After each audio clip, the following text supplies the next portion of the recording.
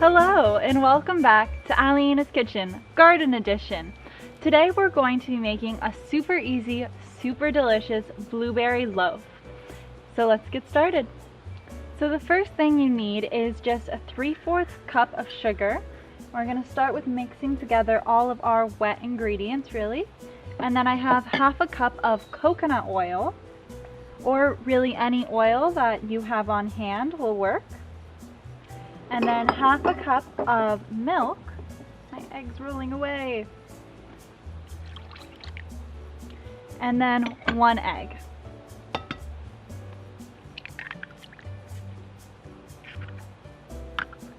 And we're just going to stir this together until it's completely combined. And 1 teaspoon of vanilla extract. What we're going to add in is 2 cups of flour,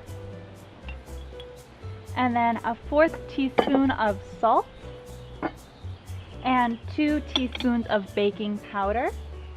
And then we're just gonna stir this together. You don't want to overmix this batter, so we're just gonna stir it until it's combined.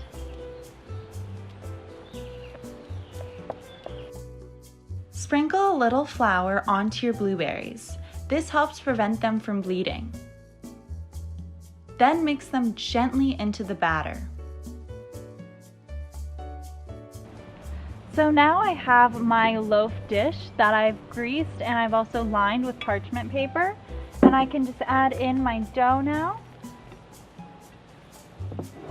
At this point I'm also preheating my oven to 350 degrees.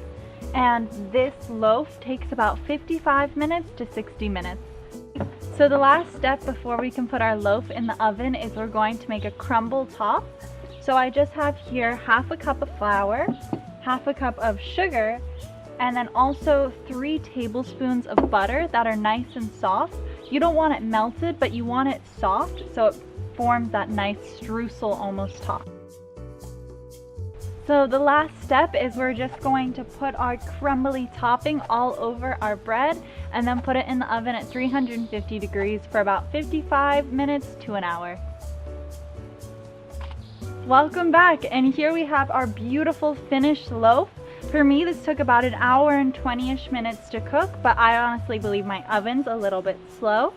But it smells delicious and it looks beautiful.